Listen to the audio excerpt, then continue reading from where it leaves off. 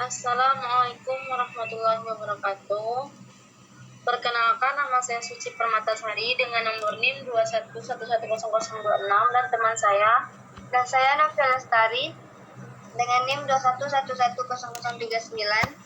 Baiklah, kami akan menyampaikan hasil diskusi kami yaitu tentang enzim transferase penderita ikterus. Untuk yang materi pertama akan disampaikan oleh Novia Lestari. Kepada Novia, dipersilakan.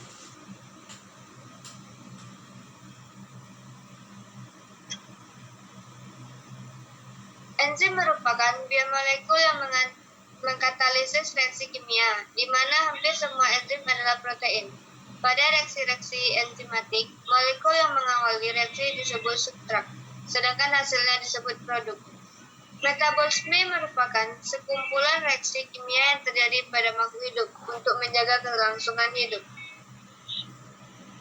Reaksi-reaksi ini meliputi sintesis molekul besar menjadi molekul yang lebih kecil, atau anabolisme, dan penyusunan molekul besar dari molekul yang lebih kecil disebut katabolisme. Beberapa reaksi kimia tersebut antara lain respirasi, glikolisis, fotosintesis pada tumbuhan, dan sintesis protein. Kerja enzim dengan cara menurunkan energi aktivasi sama sekali tidak mengubah dia reaksi, selisih antara energi bebas produk dan reaktan. Sehingga dengan demikian kerja enzim tidak berlawanan dengan hukum PS1 mengenai kekekalan energi. Contoh penggunaan enzim sebagai reagen.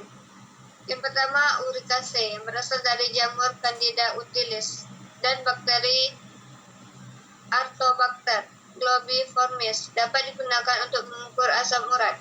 Yang kedua, pengukuran kolesterol dapat dilakukan dengan bantuan enzim kolesterol oksidase yang dihasilkan bakteri Pseudomonas fluorescens. Yang ketiga adalah pengukuran alkohol, terutama etanol pada penderita alkoholisme, dan keracunan alkohol dapat dilakukan dengan menggunakan enzim alkohol dehydrogenase yang dihasilkan oleh Saccharomyces cerevisiae dan lain-lain. Pemanfaatan enzim untuk alat diagnosis. Yang pertama, enzim sebagai petanda atau marker dari kerusakan suatu jaringan atau organ akibat penyakit tertentu. Yang kedua adalah enzim sebagai suatu reagensia diagnosis. Pemanfaatan enzim di bidang pengobatan.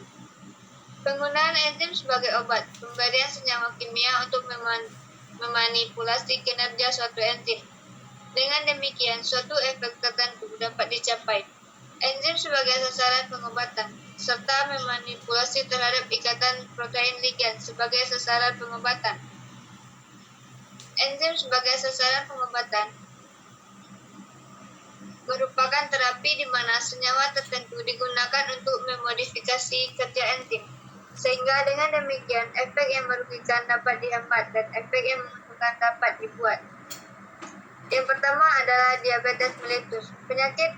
Pada penyakit diabetes mellitus, senyawa yang diinduksikan adalah akarbosa, di mana akarbosa akan bersaing dengan amilum makanan untuk mendapatkan situs katalik enzim amilase yang akan mengubah amilum menjadi glukosa sederhana. B. Pemumpukan cairan. Enzim anhidrase karbonat merupakan enzim yang mengatur pertukaran H dan Na di tubulus ginjal, di mana H akan terbuang keluar bersama urin, sedangkan Na akan diserap kembali ke dalam darah. Yang C adalah pengendalian tekanan darah diatur oleh enzim renin dan angiosintase. Yang D adalah mediator radang prostaglandin yang dibentuk dari asam arachidonat melibatkan dua enzim yaitu siklooksidase 1 dan 2. E. Dengan menggunakan prinsip pengaruh senyawa terhadap enzim, maka enzim yang berfungsi untuk memecah AMP siklik yaitu fosfodiesterase dapat dihambat oleh berbagai senyawa antara lain kafein. Yang F. Penyakit kanker merupakan penyakit sel ganas yang harus dicegah penyebarannya. Salah satu cara untuk mencegah penyebarannya adalah dengan menghambat mitosis sel ganas seperti yang diketahui. Proses mitosis memerlukan pembentukan DNA baru atau purin dan pirimidin. Yang G, pada penderita penyakit kejiwaan, pemberian obat antidepresi, inhibitor monoamina oksidase dapat menghambat enzim monoamina oksidase yang mengatalisis oksidasi senyawa amina primer yang berasal dari hasil dekarboksilasi asam amino. Enzim monoamina oksidase sendiri merupakan enzim yang mengalami peningkatan jumlah pada sel susunan saraf penderita penyakit kejiwaan. Contoh terapi dengan menjadikan enzim mikroorganisme sebagai sasaran kerja antara lain. Yang pertama, pada penyakit tumor, sel tumor dapat dikendalikan perkembangannya dengan menghambat mitosisnya. Yang B, penggunaan antibiotika, yaitu senyawa yang dikeluarkan oleh suatu mikroorganisme di alam bebas dalam rangka mempertahankan substrat dari kolonisasi oleh mikroorganisme lain dalam memperebutkan sumber daya juga berperan dalam terapi. Contohnya adalah penisilin, suatu antibiotik yang menghambat enzim transpeptidasi yang mengatalisis D-peptida dialanin sehingga peptidoglikan di dinding sel bakteri tidak terbentuk dengan sempurna.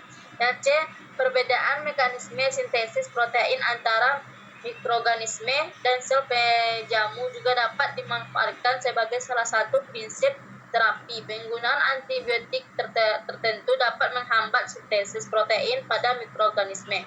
Contohnya antara lain, yang pertama, tetrasiklin yang menghambat pengikatan asam amino tRNA pada situs inisiator subunit 30S dari ribosom sehingga asam amino tidak dibawa oleh tRNA.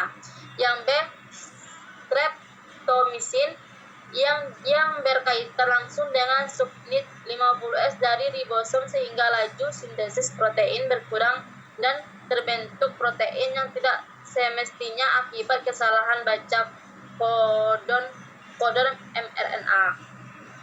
Yang C,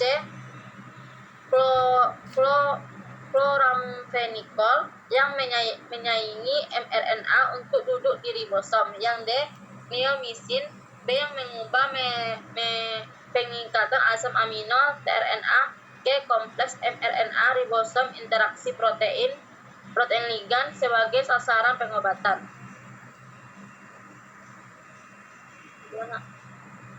Kesimpulan, pengobatan dengan sasaran interaksi protein ligan mengacu kepada prinsip interaksi sistem mediator-reseptor, di mana apabila mediator disaingi oleh molekul analognya sehingga tidak dapat berkaitan dengan reseptor, sehingga efek dari mediator tersebut tidak terjadi. Contoh pengobatan dengan menjadikan interaksi protein ligan sebagai sasaran antara lainnya. Yang pertama, pengendalian tekanan darah yang diatur oleh hormon adrenalin. Reseptor yang terdapat hormon adrenalin yaitu A reseptor dan B reseptor dapat dihambat oleh senyawa-senyawa yang berbeda. Yang B, penggunaan antihistamin untuk tujuan tertentu. Baiklah, sampai sini yang dapat kami sampaikan. Maaf jika ada yang salah. Assalamualaikum warahmatullahi wabarakatuh.